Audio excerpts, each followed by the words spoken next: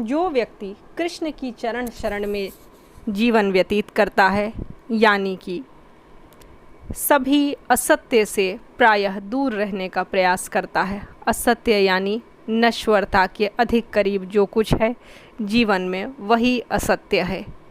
और जो सत्य के करीब है, सत्य के नज़दीक है, वह प्रकाश के नज़दीक है। देखिए, आज जन्माष्टमी है। भगवान श्री कृष्ण रात्रि में, अंधकार में, कारागार में जन्म लेते हैं, किंतु सारे संसार को प्रकाशित करते हैं। यदि लौकिक धरातल पर मनुष्य इस पर विचार करे तो आपको लगेगा कि कृष्ण का जीवन सहज योग का कितना बड़ा शिक्षण हमें प्रदान करता है। कारागार में बंदी माता पिता की गोद में भगवान आते हैं और सारे जीवन शौर्य का प्रदर्शन नहीं करते, बल्कि प्रयोग परहित के लिए किया करते हैं।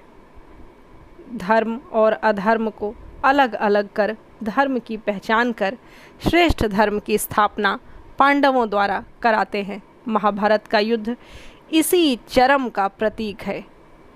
तो आज हम भी संकल्प लें, जीवन में जहाँ जितना संभव हो सत्य के नज़दीक आने का प्रयत्न करें।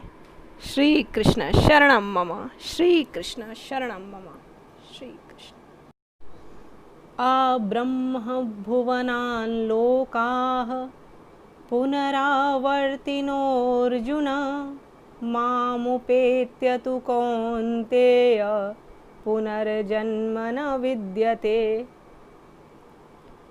सत्य की महिमा और योग की प्रशंसा के क्रम में श्री भगवान ने अर्जुन को संबोधित करते हुए कहा कि इस कण कण में ब्रह्मांड के कुछ भी ऐसा नहीं है जो नित्य और शाश्वत हो। सभी परिवर्तनशील हैं, सभी पुनरावर्तिशील हैं, यानी ये बार बार आते हैं।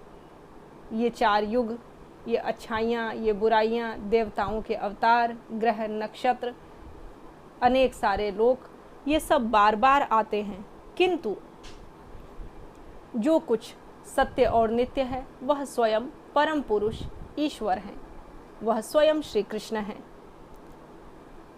सत्य की महिमा कहते हुए उन्होंने कहा कि क्योंकि सत्य ही चेतन है, तो जो मनुष्य इसे समझने का प्रयत्न करता है और संपूर्ण जीवन का मोल देकर भी सत्य के एक अक्षर को समझ पाता है, वह इस पुनरावर्तनशील जीवन और मरण के क्रम से मुक्त हो जाता है। वह स्वयं मैं ही हो जाता है। नारायणम शरणम मम।